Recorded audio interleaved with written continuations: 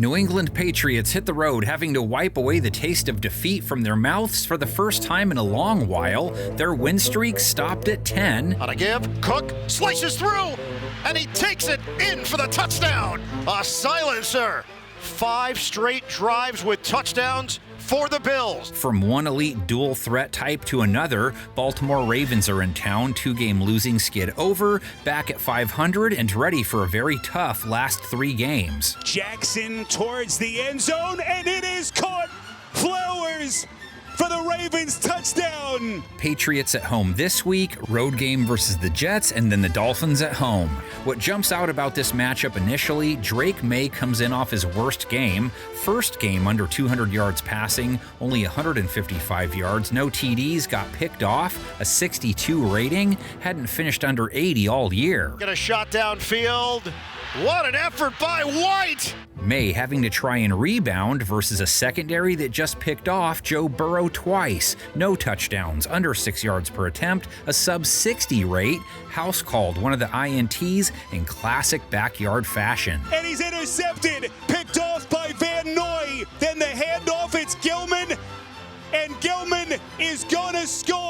Ravens defense just feasted on a Krispy Kreme Week 15, held Cincy to 3 for 15 on third down, only 1 red zone trip allowed. Keep in mind that was an offense that went into that one off 2 30-plus point games. Well covered by Baltimore, and Zachary Orr's defense again holds for the Ravens on a 4th and 4. Now, the previous 2 games, Baltimore gave up 27-plus points, and New England's offense, despite May's dud, still put up 31 on Buffalo, extending their 24-plus point streak to 9 games. Henderson! He's going the distance! And he's gone! Driving force last week, New England's rush attack, Ramondre Stevenson, 50 yards, 8.3 per. And it's Stevenson with a strong one going up the middle. Travion Henderson, 2 touchdowns, 148 yards, a 65-yarder that when I looked up, I was like, oh, if that wideout cuts off that DB, it's a score. And Henderson is off to the races! Look at May. Does he have another one in him? May sprung him. He does! Touchdown! Goodbye! Travion Henderson! Drake May leading the way! May didn't just block on a TD run, he was behind the blocking for 2 of his own, 43 ground yards. Shotgun.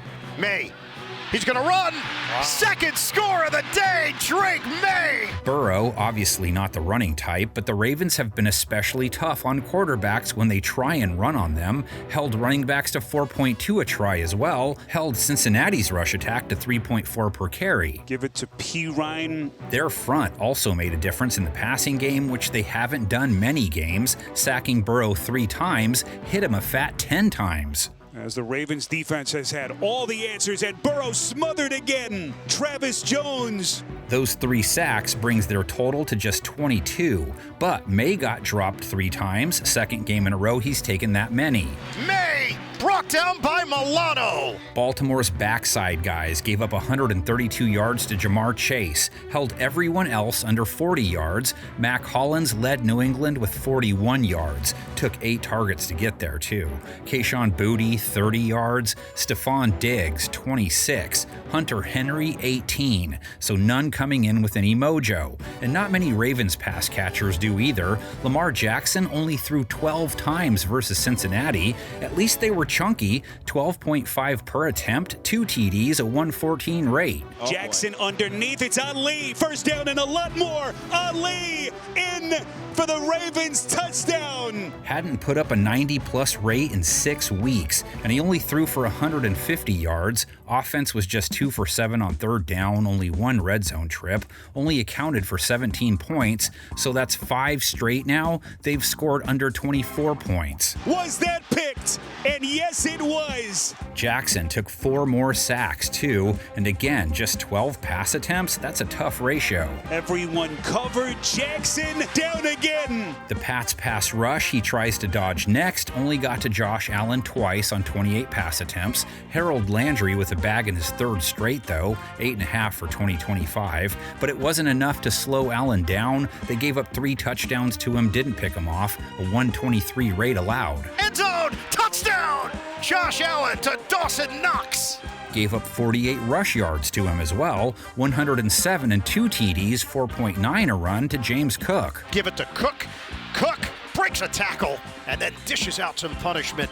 And all of that allowed Buffalo to hang 35 points on them, 8 for 14 on third down, 5 for 6 in the red zone. Catch made by Cook, and he waltzes in for the touchdown. First time anyone scored 24-plus points on them in 12 games. New England's secondary allowed 71 yards combined to tight ends Dawson Knox and Dalton Kincaid, 2 touchdowns allowed to Knox. The only Bills pass catcher to get 40-plus yards against their DBs, Khalil Shakir with 65. The only Raven with 33-plus yards, Zay Flowers, a touchdown, 68 yards. Zay Flowers, well, he caught it. Flowers makes the catch. How did he catch that ball? Zay about to break the 1,000-yard barrier. D-Hop, 32 yards versus the Bengals. Mark Andrews, 18.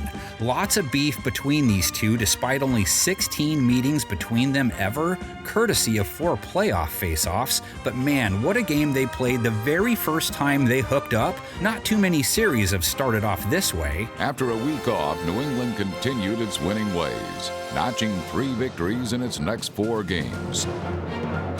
The Patriots' front line in 1996 was anchored by Pro Bowler Bruce Armstrong, along with players like Max Lane, Dave Willaba, Todd Rucci, and William Roberts. Behind these mighty men, New England reached the end zone 4 times against the Ravens, which seemed to erase any lingering doubts about what the offense could do. Ever since that game, we started, executing a lot better. We started putting the ball in the end zone instead of kicking field goals, and instead of punting, we were getting the first downs we needed. So we began to gel together as an offense. Heads-up special teams play polished off the Patriots' 46-point day.